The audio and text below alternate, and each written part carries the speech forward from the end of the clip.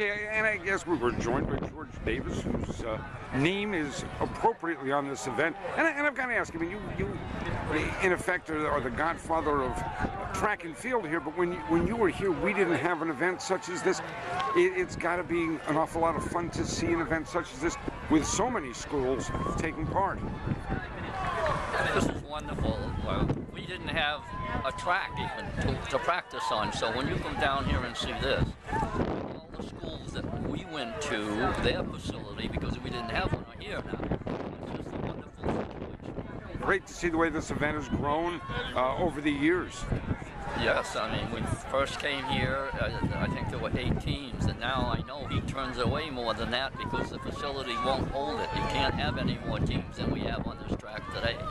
And I guess the fact that we have this event, that we host it, also reflects the way the program has continued to grow after the foundation foundation that you put in and the growth that came under your leadership, and it's continued. Oh, we're just the happiest people in the world at UMass Lowell Track. I can tell you that Gary Gardner's here and continues what a wonderful program that we had started and just brings it to new heights. So we're in great hands, and you have to realize all these years that there's only been 2 coaches. It's wonderful. Could you ever imagine that we would, think back to days, as you say, there have only been 2 coaches. You're the first coach. Did you ever imagine an event like this here? No. You just can't imagine that when you're working and you're, at some points I had like 14 people on the team and stuff like that. You don't imagine bringing in people all over, bringing in the Ivy League people and all the people that come to visit our campus. This is just an unbelievable experience. Thank you.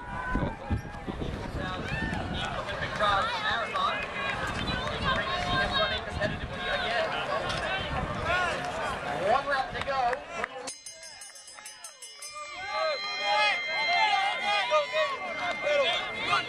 All right, yeah, running the 100 today, first time in a while. How did it feel? Oh, I felt great.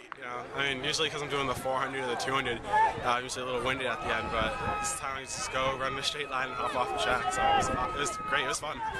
I was going to say, I mean, is it a different race than the 200? Is it a different race than the 400 mentally? Mentally, yeah, because I don't really think about it as much. When I'm doing the 2 or the 4, I kind of tend to overthink it sometimes. With the 1, you kind of just you don't have any time to think. It's kind of just all reaction and just getting up and going. Did you like your run today? Oh yeah, definitely. I think I'm not sure if I won or not, but if I won, it was 10:06. So that'd be our PR by a good 0.2 of a second. So definitely I'm happy with that. I do think you won. Thank you. All right, thank you. George Davis Invitational is done for another year. Your assessment, did you like the team's performance? Yeah, it's hard for us to haven't fully looked at all the results yet, but we had some good performances, and it's nice to have a home meet once a year. So I guess it's also important to remember it's early in this season. Yeah. I mean, for a lot of kids, this is their either second or third meet, and it's still not great weather. The kids are probably about where we expect them to be, and it's just a good event, to have as many teams as we have, and to have a couple Ivy League teams in Northeastern and BU and the University of Birmingham from England. It just made it a nice flavor, and it ended up being a nice event. Yeah, I was going to say, I'm glad you brought up that point. I remember the first time I covered the George Davis Invitational, there weren't as many schools. I mean, this is an event that over the years has really grown by leaps and bounds. Yeah, and truthfully, we've never invited a team. So any of the teams that have come because they've called and asked to get in, and that makes it nice. And it's been a lot of fun, and I'm glad it's over with for this year. A lot of work too. All right, and a job well done. Thank you. Thanks.